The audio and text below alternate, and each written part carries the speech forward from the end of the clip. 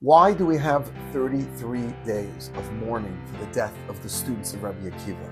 This week, my friends, is Lag BaOmer, where we finish this quasi-mourning period. We don't get haircuts, we don't go to live music concerts, some people don't shave. 33 days, think about it for a minute. The Crusades, the Spanish Inquisition, pogroms, the Holocaust, they all get one day where we commemorate all Jewish suffering and tragedy, the day of Tisha B'Av. Why 33?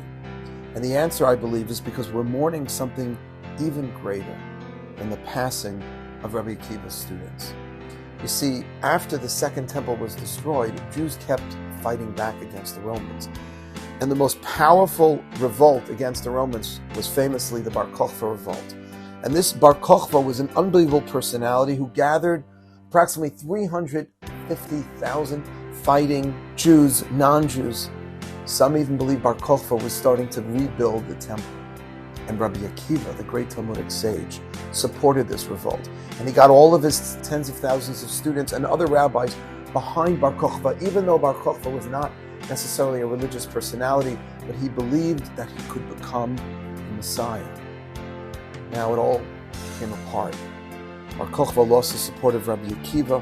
Rabbi AKiva's students started dying because they stopped respecting one another. The Talmud says, because they didn't show respect from one another. So the religious community could not inspire this larger Bar Kokhba kind of revolt. And so ultimately what we've been mourning, and why we have 33 days, is not only the death of 24,000 great Torah scholars, which is a big deal, but it's even more. It was something that could have been. Bar Kokhba was not a false Messiah. He was a failed Messiah. The generation wasn't ready for it. And I believe God has given our generation a chance to do it again. Because the parallels today with the modern state of Israel are so striking. The state of Israel was essentially created by Bar Kokhba. It's not necessarily religious personalities, but great nationalistic heroes and leaders of the Jewish people. And will the rest of the community, like Rabbi AKiva tried, throw themselves behind the Zionist movement and make it into a Messianic movement? We're at the crossroads. And to me, there's one thing that's happening in our generation that to me speaks and spells the Messiah, the Mashiach. The Navi, the prophet, says that when the Mashiach comes, or in the generation of the Messiah, the world will be filled with the knowledge of God. People will be searching for answers. We have so many searchers here at MJE. I see it all the time, young people asking questions, coming back to their roots and to their Judaism.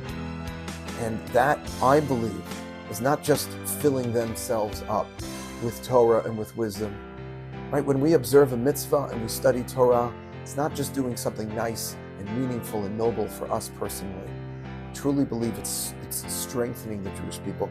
It's bringing us back to our roots, back to Israel, and it lends support to the modern day Zionistic movement that's bringing Jews back from all over the world.